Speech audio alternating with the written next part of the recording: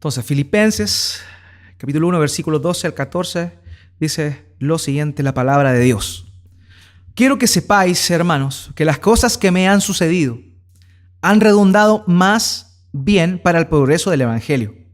De tal manera que mis prisiones se han hecho patentes en Cristo en todo el pretorio y a todos los demás. Y la mayoría de los hermanos, cobrando ánimo en el Señor, con mis prisiones, se atreve mucho más a hablar la palabra sin temor. Inclina su rostro y acompáñeme en oración. Dios mío, nuevamente nos dirigimos a ti en oración, rogándote, Padre, que tú nos hables, que tú confrontes nuestro corazón con la verdad de tu palabra. Dios mío, cada día necesitamos ser confrontados por ella. Necesitamos ser transformados por medio de tu Espíritu Santo conforme a la voluntad de tu palabra, Padre. Y es por eso que nos acercamos a tu palabra de manera humilde, con un corazón humilde, con un oído atento a escucharla, Padre, y a recibirla. Permite, Dios mío, que seamos confrontados con tu verdad, porque somos duros de servir, Padre. Porque nuestra tendencia normal es a alejarnos más de ti, más allá de acercarnos. Y es por eso que te pedimos, Padre, que seas tú atrayéndonos hacia ti, y que por medio de tu palabra, Dios mío, tú remuevas la dureza de nuestro corazón, y de esa forma, Padre, podamos obedecer tu voz y glorificarte por medio de asemejarnos cada vez más a la imagen de nuestro Señor Jesucristo, tu Hijo amado. Gracias, Dios mío, te doy en el nombre de Jesús. Amén. Amén. Hoy día vamos a hablar de un tema súper poco popular, y que es del tema del sufrimiento. No estamos muy acostumbrados a sufrir. No nos gusta sufrir porque evidentemente el sufrimiento conlleva una carga negativa para cada uno de nosotros. Cuando alguien le desea el bien a otra persona, evidentemente no quiere que la persona sufra, porque el sufrimiento lo relacionamos directamente con algo negativo.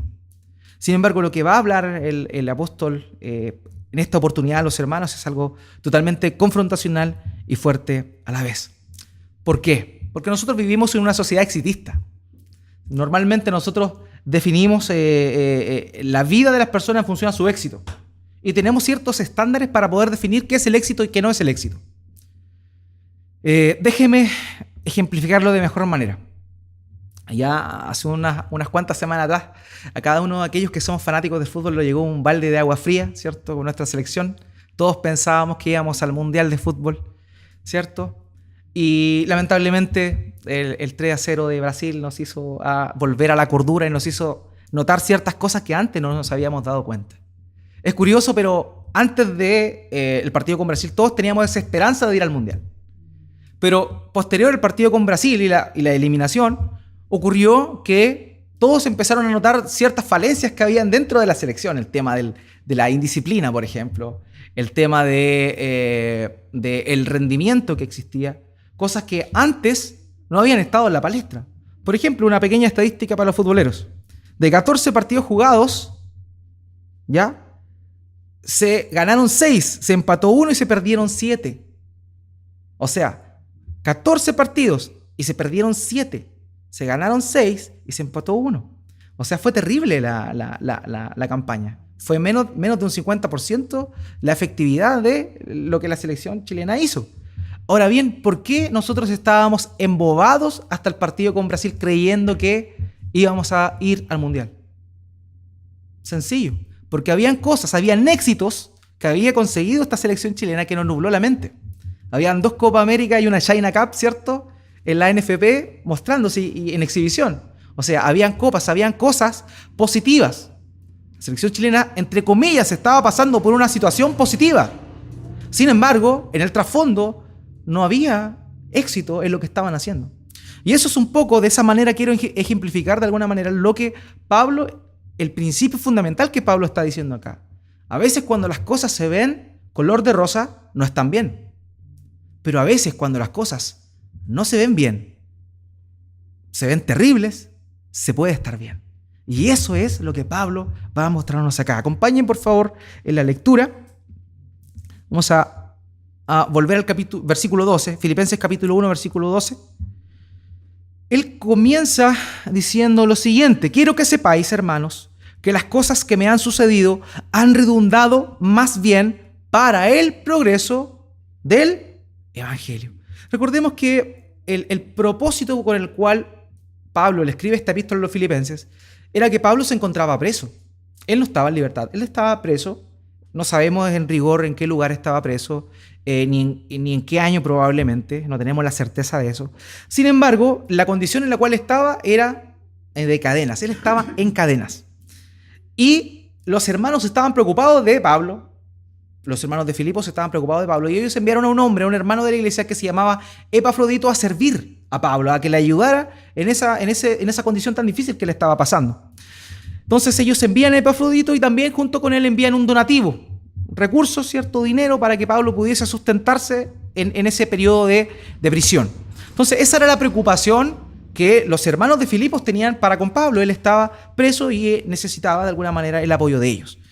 Pero Pablo acá, después de haberles hablado su mejor deseo que él tenía para con ellos, ¿se acuerdan la semana pasada que hablamos que el mejor deseo que Pablo tenía para con los hermanos era que ellos crecieran en amor? ¿Se acuerdan de aquello?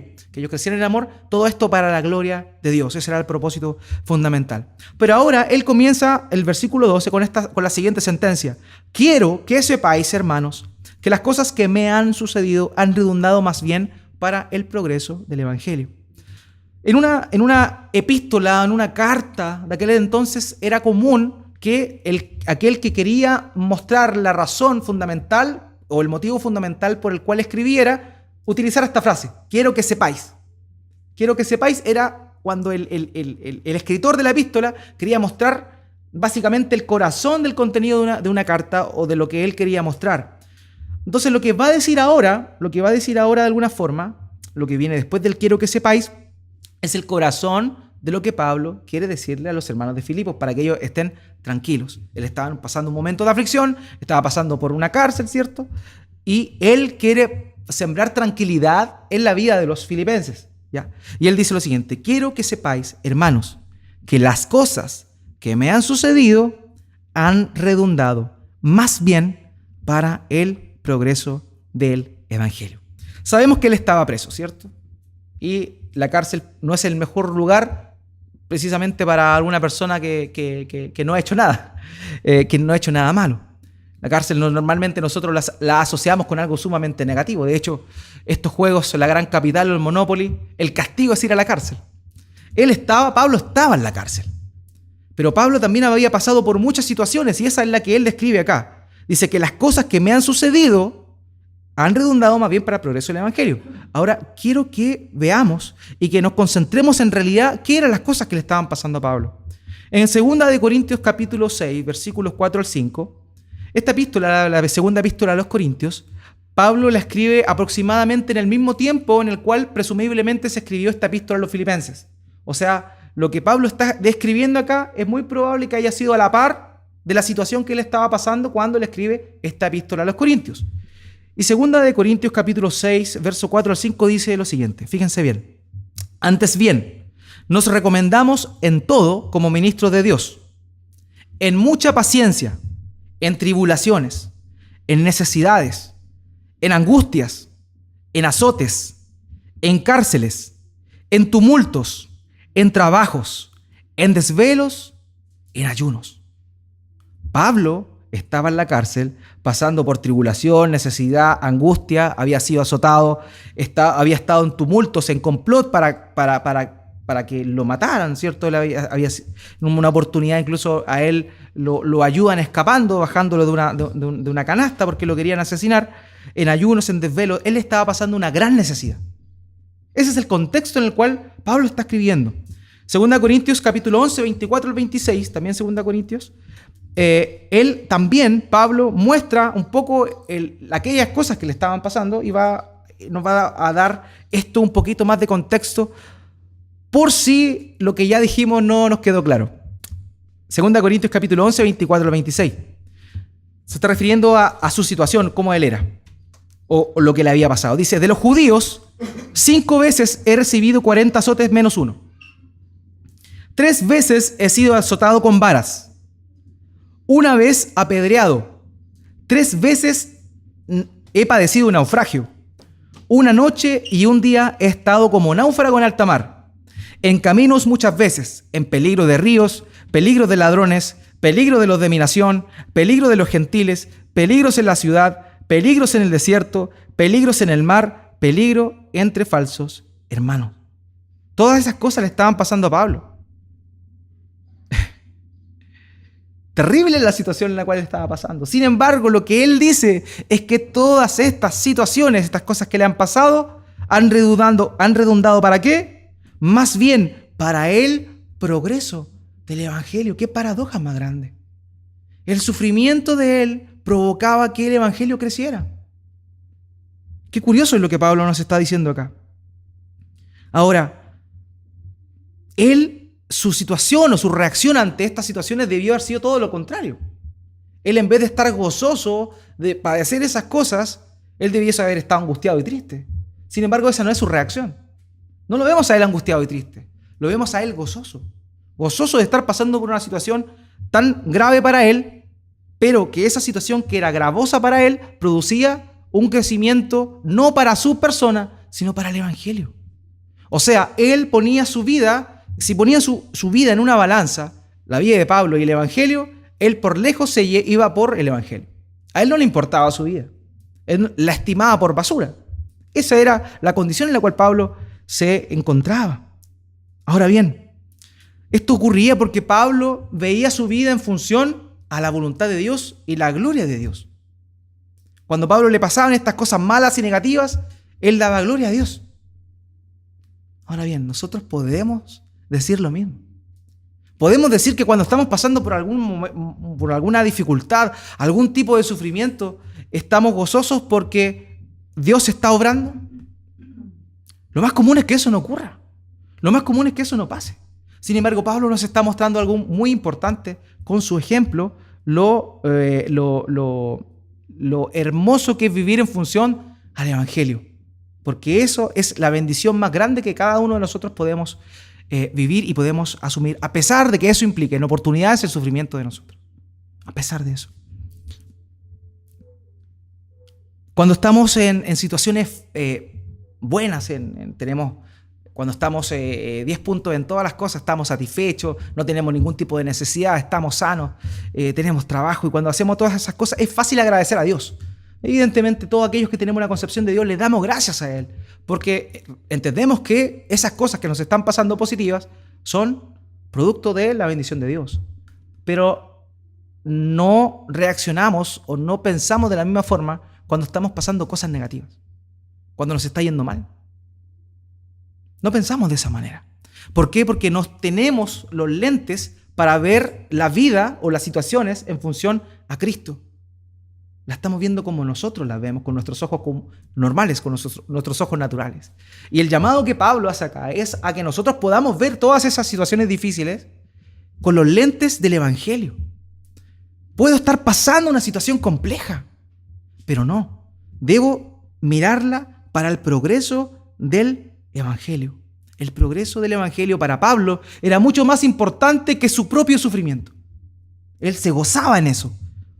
Fíjense bien que la expresión, y aquí, si eso les pareció fuerte y duro y confrontacional, lo que viene es peor.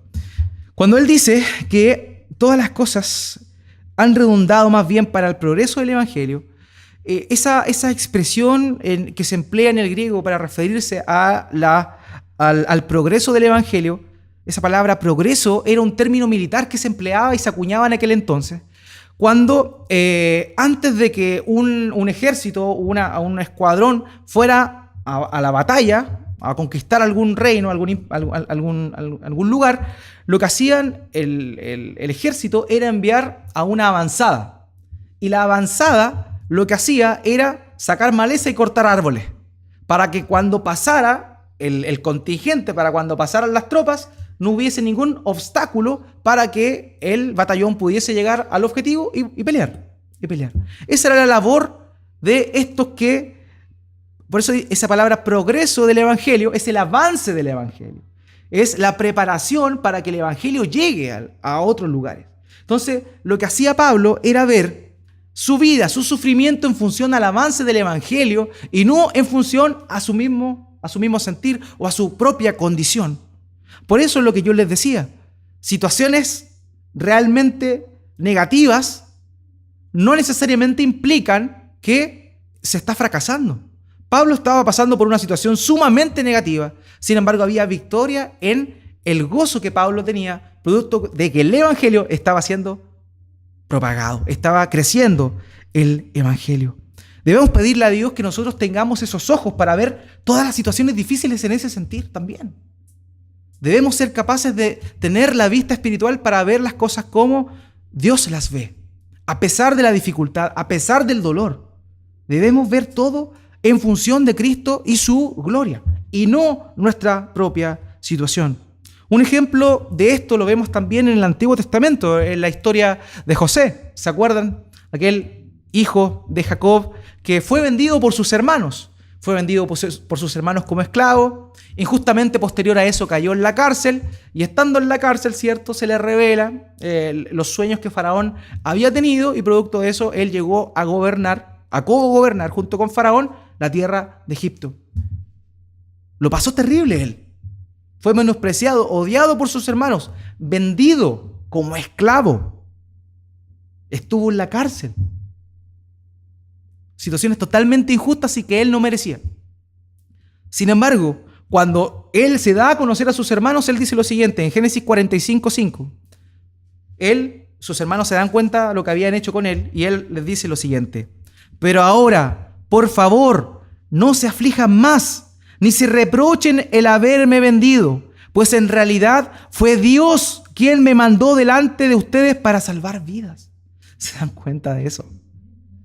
¿Se dan cuenta de eso? Él no veía las cosas con los ojos naturales, a pesar de la injusticia que él había padecido. No, él se dio cuenta y notó que en realidad todo aquello negativo que él le había pasado era con un bien superior. Y ese bien era salvar a la familia de su padre, a sus hermanos, a su familia. Dios usó a José haciéndolo pasar por aflicción para que su familia pudiese ser bendecida. Y José lo entendió y José le dijo a sus hermanos: sí, es cierto, ustedes me vendieron, pero no se aflijan, porque detrás de todo esto estaba Dios con un perfecto plan. Y ese sufrimiento que yo tuve fue para que ustedes pudiesen gozar y disfrutar. Hermanos míos, ese debe ser nuestro corazón también. Debemos saber que si Dios nos permite sufrir en alguna situación determinada, es para la gloria de su nombre. No veamos el sufrimiento o la dificultad como un impedimento o algo que nos traiga angustia, porque la Escritura nos muestra que eso no debe ser así. Pablo tenía todo para poder sentirse angustiado. Ya leímos todas las cosas que le habían pasado. Y él no merecía nada de eso. Él no merecía nada de eso. Pablo era un hombre no tan solo que predicaba teología y que enseñaba teología. Pablo vivía lo que predicaba. Cuando entendemos eso, podemos notar y ver que versículos como Romanos 8:28 tienen tanto valor y tanto peso. ¿Qué dijo Pablo en Romanos 8:28? Ahora bien sabemos que Dios dispone todas las cosas para el bien de quienes lo aman, los que han sido llamados de acuerdo con su propósito. La Reina Valera dice que a los que aman a Dios todas las cosas les ayudan a bien. Pablo estaba pasando, en el contexto de la epístola a los Filipenses, una angustia tremenda en su carne. Sin embargo, él sabía de corazón que todo eso le ayudaba a bien. Y él estaba contento y gozoso porque todas esas situaciones difíciles para él habían contribuido al avance del evangelio, a su muerte física. Él fue mermado físicamente. Lo latigaron, ¿cuántas veces vimos la descripción de las cosas que él padeció? Pero él estaba contento y gozoso porque todo ese sufrimiento había redundado para el evangelio, para el avance del evangelio. Pablo había sido uno de estos pioneros que iban limpiando, allanando, cortando árboles, sacando malezas para que el contingente del evangelio pasara a la vida de las personas. Y ese es el llamado al cual también nosotros estamos hechos. Nosotros fuimos llamados también a eso. Que cada situación de nuestra vida, positiva y negativa, la veamos como una oportunidad dada por Dios para que el evangelio crezca. A pesar de nosotros. A pesar de nosotros. Es curioso, pero parece contradictorio a la vez que Pablo haya caído preso. Y a la vista de los hermanos de Filipos probablemente, y por eso era su preocupación por él, esa prisión, esas cadenas, lo que hacía era que la predicación del evangelio fuese coartada. Sin embargo, no era para eso el propósito de Dios. El propósito de Dios era que el evangelio fuese predicado también. Cuando Pablo estaba preso, en aquel tiempo había un soldado amarrado todo el día junto al reo. ¿Qué quiere decir esto? Que Pablo estaba esposado junto a un soldado romano las 24 horas del día. ¿Ya? Ahora bien, los romanos tenían turnos de 6 horas. O sea, cada 6 horas se cambiaba el guardia. Él estaba las 24 horas custodiado. Sin embargo, cada 6 horas se cambiaba el guardia que estaba a su lado esposado. Fíjense en esto. 4 personas al día estaban amarradas a Pablo oyendo el mensaje del evangelio. Y todos estos eran soldados, personas que comúnmente no tenían la posibilidad quizás de oír el evangelio. Dios hace caer en la cárcel a Pablo para que Pablo predique el evangelio a esas personas. ¿Se dan cuenta de lo que estamos haciendo? Dios permitió, y no tan solo permitió, Él provocó la prisión de Pablo para que los soldados pudiesen conocer el evangelio a costa de la integridad física del mismo Pablo. Dios usa la aflicción de sus hijos para la expansión del mensaje de Cristo. Entonces, hermanos míos, cuando veamos que estamos pasando por situaciones difíciles, no nos cerremos y no nos veamos a nosotros mismos. Y esas situaciones difíciles utilicémoslas para el avance del evangelio, así como Dios mismo nos lo mostró por medio de la obra de Pablo, de su vida. Pablo dijo en 2 Timoteo 2:9, sobre el evangelio, dijo, por el que sufro al extremo de llevar cadenas como un criminal, pero la palabra de Dios no está encadenada. Eso es lo que Pablo decía. Él estaba preso, pero en su prisión la palabra de Dios no estaba presa y él adentro de la cárcel podía predicar el evangelio a todas las personas que hacía. Dios arregla situaciones difíciles en nuestras vidas, las permite por 2 cosas. La primera es para moldear nuestro corazón, para que confiemos en Él, para que descansemos en Él, pero también para la extensión y la proclamación del evangelio. Déjeme contarle una historia que es preciosa. Había un pastor, un predicador que se llamaba John Harper, pastor escocés, bien connotado, conocido en realidad por su pasión por predicar el evangelio. Era alguien que siempre estaba constantemente predicando el evangelio, no tan solo en el púlpito cada domingo, sino también a las personas que lo rodeaban. Un día, en una oportunidad, un pastor también conocido en aquel mismo tiempo, que se llamaba D.L. Moody, un pastor de Chicago, lo invitó a Chicago a dar una serie de conferencias, una serie de sermones en su iglesia. Este pastor era escocés, vivía en las Islas Británicas y tomó un barco para poder ir y cruzar el Atlántico y llegar a Chicago para dar estos sermones. ¿Ya? En este viaje se emprendió él junto a su hija de 6 años. Su hija se llamaba Nana. Y también fue con un primo pequeño. Pasó que la noche del 14 de abril de 1912, la embarcación en la cual él iba, chocó con un iceberg. No sé si le suena familiar. Este pastor, John Harper, iba en el Titanic. Iba con su hija, iba con su primo, camino a dar una serie de sermones al otro lado, al otro continente. Él, cuando se empezó a hundir en la embarcación, ocurrió que encargó a su hija, a su primo, y juntos subieron a una embarcación y él se quedó ahí, se quedó en el barco. El barco se hundió y él se dio por muerto. Nunca más lo encontraron. Sucedió que un tiempo después, presumiblemente en una reunión de sobrevivientes, un joven escocés estaban contando historias sobre lo que había ocurrido ahí. Y este joven escocés cuenta que mientras él estaba afirmado a un trozo del barco que se había hundido, flotaba en el agua, helada, por cierto, mientras él flotaba, se acercó un hombre a él nadando, pleno mar Atlántico, y le dice: ¿eres salvo? En ese momento este joven pensó y le respondió: no lo soy salvo, no soy salvo. Entonces esta persona, que se presentó como John Harper, le dijo: cree en Jesucristo y serás salvo. Después de eso dice que vino una ola y se llevó lejos a John Harper. Un tiempo después el joven todavía estaba ahí y otra ola trajo de nuevo a John Harper y le dijo: ¿y ahora eres salvo? Él respondió: no, todavía no soy salvo. John Harper le dijo: cree en Jesucristo y serás salvo. En ese momento se soltó de la tabla a la cual estaba flotando este pastor John Harper y se hundió. Este joven dijo en esa oportunidad que después de ese momento, de ese acontecimiento, al ver a desaparecer a John Harper, él rindió su vida a Cristo y sobrevivió. Él rindió su vida a Cristo y sobrevivió. Y él dijo: yo soy la última persona a la cual John Harper le predicó. En una situación tan difícil como esa, en un naufragio, en medio del Atlántico, habían hielo, ¿cierto? El agua estaba sumamente fría. Sabemos por la historia y también por las películas todo lo que ocurrió. Él podría haberse preocupado de un montón de otras cosas, de cómo sobrevivir. Sin embargo, su mayor preocupación no era esa.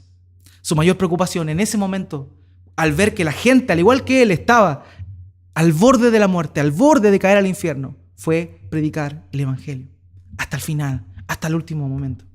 Querido hermano, que nuestras aflicciones no sean un impedimento para que nosotros nos deprimamos, sino que sean un motivo de gozo para poder predicar el Evangelio. Puede que si tú estás enfermo y Dios te manda al hospital, mi hermano acá estuvo hospitalizado ¿cuánto tiempo? Esa oportunidad Dios se la dio para que la gente que estaba junto a él pudiese conocer al Dios que él cree. Esa angustia tan grande que él sintió, ese sufrimiento, tenía un propósito, y era que la gente que estaba junto a él también oyera el mensaje de Cristo. Dios permite el sufrimiento también para eso. No tan solo para perfeccionarnos a nosotros, sino para que el Evangelio se vea, porque es en la presión, en la dificultad, donde se ven los gallitos. Cuando estamos bien y hay tiempos de bonanza, no hay problema, somos todos cristianos. Pero nuestra cristiandad muchas veces queda al descubierto cuando estamos martillando y nos apretamos el dedo con el martillo. Ahí queda nuestra cristiandad al descubierto inmediatamente. De la misma forma, cuando estamos en el sufrimiento, en la dificultad, ahí es donde verdaderamente vemos lo creyentes que somos y la fe que tenemos. No tan solo para soportar una situación difícil, sino también para predicar a Cristo en medio de esa situación difícil. Si estás cesante, mientras recorres las calles de la ciudad buscando trabajo, predica a Cristo. Predica a Cristo. Dios permite la aflicción también para eso. Porque lo mostró en la vida de Pablo y lo mostró también en la vida de John Harper, y así un sinnúmero de ejemplos más en la historia que hay sobre eso. Que el sufrimiento de sus santos son para la gloria de Dios y para el avance del Evangelio. Quizás eres una madre y tienes hijos, tienes las responsabilidades de la casa. Y piensas que los hijos son una carga y que en realidad te ves apremiada muchas veces quizás por todas las labores domésticas y todo eso. Pero déjame contarte la historia de una mujer que se llamaba Susan Wesley, esposa de un pastor, y esta mujer tuvo 19 hijos. 19 hijos en la época que no existían las lavadoras ni los pañales desechables. El legado de esa mujer de 19 hijos fueron dos personajes llamados John Wesley y Charles Wesley. Dos personas que sacudieron las Islas Británicas con la predicación del Evangelio. La excusa de Susan Wesley podría haber sido: tengo mucha responsabilidad, así que, siendo esposa de un pastor, yo tengo mucha responsabilidad, así que no me comprometo con el Evangelio porque tengo que cumplir con esto. Sin embargo, ella se preocupó de, en su situación, dedicarse a sus hijos, y de esos 19 hijos, 2 fueron hombres que Dios utilizó grandemente para la predicación del Evangelio, no tan solo en las Islas Británicas, sino también en Estados Unidos. Y eso fue el gran despertar, el gran avivamiento del siglo XVIII. Las aflicciones nos sirven a nosotros. Las dificultades nos sirven a nosotros para pulir nuestros caracteres conforme a la voluntad de Dios, pero también para que en esa aflicción prediquemos más a Cristo. Acompáñeme en el versículo 13. Dice lo siguiente, el versículo 13. De tal manera que mis prisiones se han hecho patentes en Cristo en todo el pretorio y a todos los demás. El pretorio se refiere a la guardia que tenía que ver con el César. Era la guardia personal del César. Y Pablo está diciendo que sus prisiones, es decir, la condición en la cual él se encontraba y todo lo que le había pasado, había sido patente, es decir, había sido manifiesta, se había visto, la habían observado todas las personas del pretorio, es decir, los soldados que estaban, que también servían para cuidar y custodiar a César, también habían oído el mensaje por medio de Pablo. O sea, la guardia pretoriana había oído el mensaje del evangelio por medio de Pablo. Si Pablo no hubiese caído preso, esa gente no hubiera escuchado el mensaje de Cristo.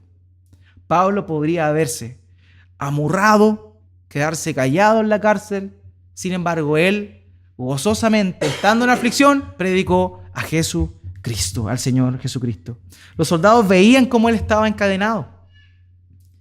Pasaban 6 horas junto a él. Y en esas 6 horas contemplaban cómo Pablo oraba sin cesar. Ellos veían cómo él predicaba el evangelio, vivía el evangelio. Ellos vieron también cómo él se preocupaba por las iglesias que estaban en otros lugares. Y él, en su preocupación, les escribía a ellos. Esos guardias estuvieron presentes en todas esas oportunidades.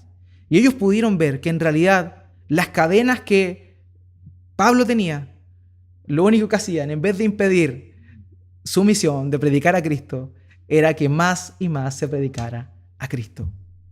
Hermano mío, cuando la gente externa, la gente que no conoce a Dios, ve que tú estás sufriendo, pero que en tu sufrimiento tú estás glorificando a Dios, ellos no van a quedar indiferentes. Ellos pueden ver tu sufrimiento, pero al ver que tú das gracias a Dios a pesar de eso, y que tú les predicas el evangelio a pesar que tú estás peor que ellos, a pesar de eso, la gente no puede quedar indiferente. Y lo único que puede decir, a la única conclusión que puede llegar, es que tú eres un hijo de Dios y que tú estás en Cristo. Lo que ellos decían, la expresión acá que se emplea, dice, de tal manera que mis prisiones se han hecho patentes en Cristo, quiere decir que todas las personas que le rodeaban, habla del pretorio y también todos los demás, todos ellos tenían claro de que él estaba preso por causa de Cristo, pero que él estaba preso porque vivía en Cristo. Eso es lo que ocurre también. La gente que no es creyente ve nuestra condición, ve nuestra actitud y dice, él es un cristiano, él es un creyente, él cree en el Dios verdadero. Es testimonio para ellos, no tan solo por la predicación, evidente que debe existir de parte nuestra, a pesar de que estemos pasando por necesidad o dificultad, sino por sobre todo porque ve también el actuar de la persona en una situación tan difícil. Pablo vivía por Cristo y le pertenecía a Cristo. Ahora bien, la gente lo notaba. La gente que nos rodea puede notar eso. Puede ver que nosotros estamos en Cristo por cómo reaccionamos ante la dificultad, ante la opresión, ante la angustia. Hermanos, meditemos y veamos cuán necesitados somos de Dios para que Él nos transforme y nos haga conforme a la imagen de nuestro Señor Jesús. Esa es la repercusión externa. Las personas que no son creyentes, Pablo las muestra acá como aquellos, las personas que estaban en el pretorio y todos los demás. Ellos son los que no son creyentes. Pero cuando tú sufres por el evangelio y cuando tu sufrimiento tú lo canalizas de manera positiva por el evangelio, también ocurre lo siguiente. Las personas que sí son creyentes y que te conocen y que están contigo en la lucha, se animan. Versículo 14, y la mayoría de los hermanos, cobrando ánimo en el Señor, con mis prisiones se atreven mucho más a hablar la palabra sin temor. Pablo está sufriendo y ellos son partícipes, ven ese sufrimiento. Sin embargo, ellos saben que Pablo está sufriendo por causa de Cristo. Pero en vez de eso, desanimarlos, porque evidentemente si Pablo está predicando el Evangelio y está preso, si nosotros predicamos el Evangelio vamos a terminar igual que él. Entonces eso podría haber sido un motivo para que los hermanos dijeran, no, dejemos de predicar porque en realidad nos va a ir mal. Pero eso no fue lo que pasó a los hermanos. Los hermanos, lo que Pablo dice acá, y la mayoría de los hermanos, cobrando ánimo en el Señor, con mis prisiones se atreven mucho más a hablar la palabra sin temor. La repercusión positiva que tiene tu ejemplo y tu predicación en la aflicción para con los de afuera se nota. Y ellos se dan cuenta de que tú sufres por Cristo. Pero tus hermanos en Cristo, cuando ves que tú estás sufriendo por la causa de Cristo, se animan. Porque ven que tú estás viviendo, a pesar de que estás pasando por una situación difícil, una situación complicada, el reino de los cielos se está creciendo, se está expandiendo. Y eso era lo que vieron los hermanos que estaban acá cerca de Pablo y se animaron. En vez de desanimarse, se animaron. Y dice, se atreven mucho más a hablar la palabra sin temor. Ahora no tenían temor a pesar de que veían que le iba mal a los que predicaban. Pero ahora ya no tenían temor de eso. Porque entendían que lo más importante era la expansión del reino de Dios, de la palabra de Dios. Por eso, queridos hermanos, es necesario que nosotros también entendamos y veamos la vida, veamos todas las situaciones con los ojos de Dios. Muchas oportunidades nosotros vemos o oímos relatos sobre el martirio de muchos hermanos, ¿cierto? Siempre es muy común hoy en día que en las redes sociales hayan noticias de hermanos que los van a matar, ¿cierto? El Estado Islámico los va a asesinar y todo eso. Y cuando uno se entera de esas cosas, lo que pasa normalmente es que a uno le da pena. Pero el llamado de Dios es a ver las cosas como Él las ve. Querido hermano, eso no te tiene que dar pena. Eso te tiene que dar gozo y te tiene que animar. Si tú eres un verdadero creyente, si tú estás en Cristo, tú sabes que lo mejor que le está pasando a esos hermanos es lo que le está ocurriendo, siendo decapitados, siendo quemados. Es curioso, es masoquista, suena feo, pero es cierto.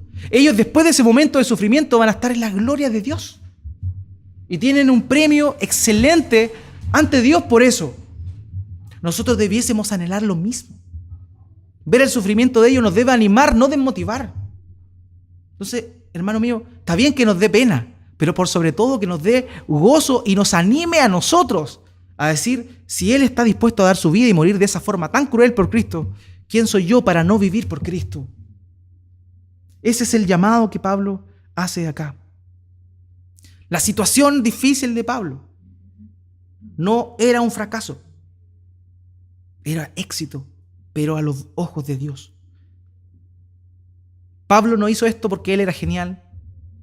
Pablo no hizo esto porque él haya sido un iluminado, alguien distinto. Él lo único que hizo fue imitar a su Señor.